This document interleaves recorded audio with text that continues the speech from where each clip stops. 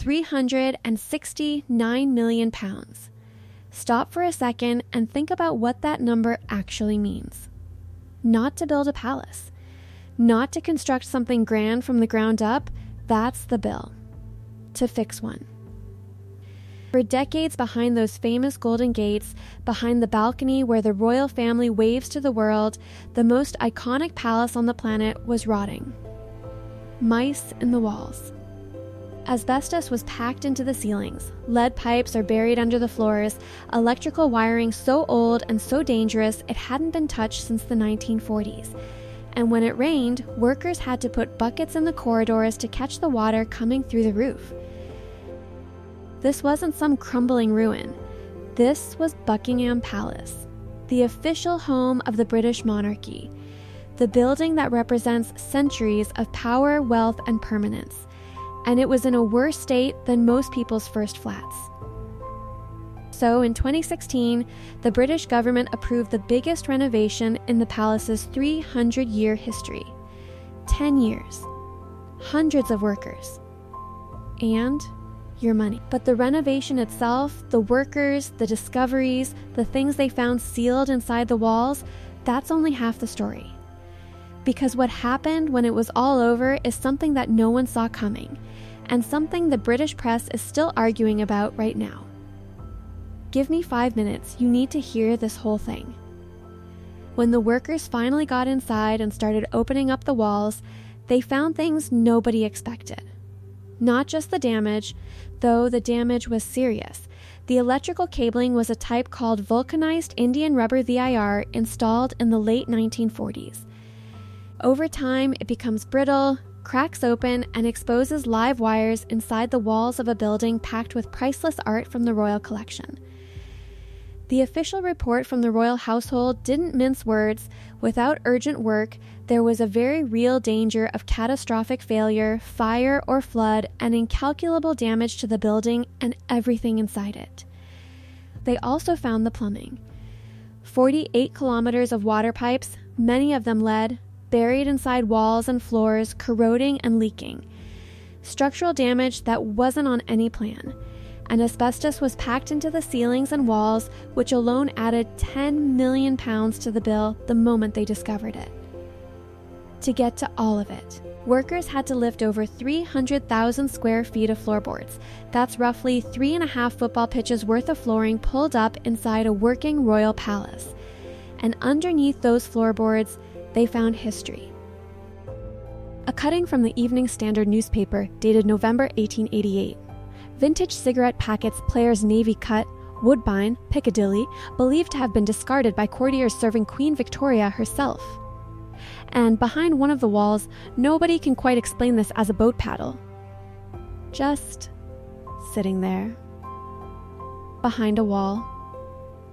Inside Buckingham Palace, the workers also found, hidden beneath the floorboards of the staterooms, 200 paintings, 40 chandeliers, 100 mirrors, and 30 clocks, all of which had to be carefully removed, catalogued, and stored while the renovation happened around them. In total, over 3,000 objects moved out of the East Wing alone. Now all of that is extraordinary. But what made the public really angry wasn't what they found inside the walls. It was the question of who was paying for all of it. And the answer, the actual mechanism they used to fund this, touched off a political fight in Parliament that got very ugly, very fast. Stay with me. Here's the thing about the British monarchy and money. The royal family doesn't fund itself. Their official duties, the staff, the travel, and the upkeep of the occupied palaces are paid through something called the sovereign grant. Public money, essentially, is calculated as a percentage of profits from the Crown estate. In normal years, that percentage sits at 15%. But in 2016, the government asked Parliament to approve something different, raising that percentage to 25%, specifically to fund the palace renovation. The cost would come directly out of the public purse. And that request landed in the middle of one of the most brutal austerity periods in modern British history. Nate's budgets were being cut. School funding was being squeezed. Public sector workers hadn't seen a real pay rise in years. and the government was asking, can we have an extra 10% of Crown Estate profits to permanently fix the palace? An online petition calling for the royals to pay for it themselves got 145,000 signatures. Parliament voted anyway, 464 votes for 56 against the renovations, which began in April 2017. And almost immediately, they started running into trouble. The East Wing alone, just the front Saio, as supposed to be done by 2021. It wasn't finished until October 2023, 2 years late. And by March 2024, that single wing had run 78% over its original estimated cost. The reason? Workers got inside and found structural damage that wasn't on any plan, greater than expected, requiring full redesign, requiring the whole schedule to be rearranged around it. By mid-2024, around £239 million had been spent, 65% of the total budget, with 82% of the operational improvements complete. The National Audit Office reviewed the whole project and said it had been managed well overall. But there was a footnote. When all the work was done, when the last pipe was replaced and the last wire was checked, the person it was all being done for quietly announced that the British public genuinely did not see coming what he said. And I want you to understand, this isn't gossip, it's not a rumor, it's been confirmed by multiple sources close to the palace. The King of England looked at his newly renovated palace and told people he had no plans to actually move in. And his reason? It's one of the most candid things any British monarch has said in decades. King Charles III calls Buckingham Palace the big house. Not affectionately. Sources who know him well have told journalists he does not see it as a viable future home. He doesn't think it's fit for purpose in the modern world. He has concerns about the cost and the environmental impact of maintaining a building that size. Since becoming king in September 2022, Charles and Camilla have stayed at Clarence House, a far smaller, far warmer residence about a 5-minute walk along the mall from the palace gates. It's where the Queen Mother used to live. Charles has been there since 2003. He is, by all accounts, deeply comfortable there. None of this is entirely new. Queen Elizabeth herself did not want to move into Buckingham Palace when she became queen in 1952. She wanted to stay at Clarence House, her first marital home, where she and Philip had their young family. It was Winston Churchill, then Prime Minister, who told her she had to move. The monarch lived at Buckingham Palace. That was how it worked. Nobody is telling Charles that. And then there's William. The Prince of Wales, who will one day be king, has made it clear to multiple sources that he has no intention of ever living at Buckingham Palace.